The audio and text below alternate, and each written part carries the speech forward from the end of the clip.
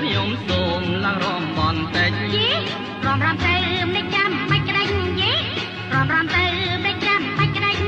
ខ្លាចអូនភ្លេងរំជាសារវ៉ាន់យើខូចណាស់ពេញខ្ញុំច្រើនគ្រាន់តែរំបានកុំលេបប្រឡំមែនគ្រាន់តែរំបានកុំលេបប្រឡំមែនបងគួងម៉ាយអាយុងតាមផ្លាយមានប្រាំងរាប់សែនសាក់ស្ទើប្រងភ្នែកកាន់ស្ទើថ្លែនសាក់ស្ទើប្រងភ្នែកកាន់ស្ទើថ្លែនកុំច្រណែនបងស្គៅឬដងទេមកទៀតហើយចុះចឹងទេមិនស្រឡាញ់ទេយ៉ាងដូចលោកតាមិនស្រឡាញ់ទេយ៉ាងដូចលោកតាបងចាំងដងព្រមតែខ្វល់ឃុំមិនមុតដូចឆ្មាខ្ញុំប្រាប់យាយប្រយ័ត្នលោកតាតិច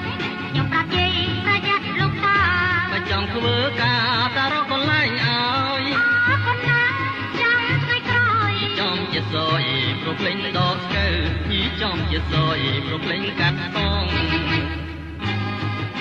ស្រឡាញ់បងចុះព្រោះបងជីចាំងវាងរោងចក្រមកគោលតែបាត់បងណាអូនទេស្រុកមកគោលមានរោងចក្រណា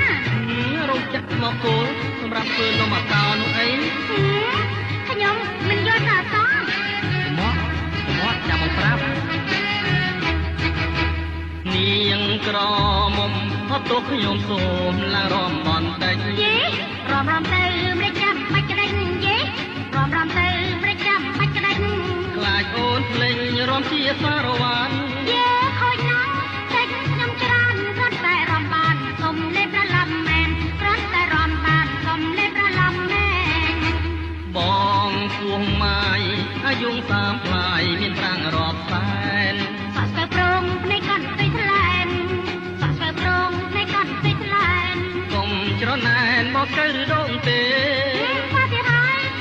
ចុះចឹងគេមិនស្រឡាញ់ទេយ៉ាងដូចលោកតាមិនស្រឡាញ់ទេយ៉ាងដូចលោកតាបងចាំងដងគ្រាន់តែខ្វល់ឃុំមិនមុតដូចឆ្មាខ្ញុំប្រាប់យាយប្រយ័ត្នលោកតាតិចខ្ញុំប្រាប់យាយប្រយ័ត្នលោកតាបើចង់ធ្វើការតារកកន្លែងឲ្យអរគុណណាស់ចាំថ្ងៃក្រោយចំជាសយប្រភ្លេងដកស្កៅចំជាសយប្រភ្លេងកាត់ផង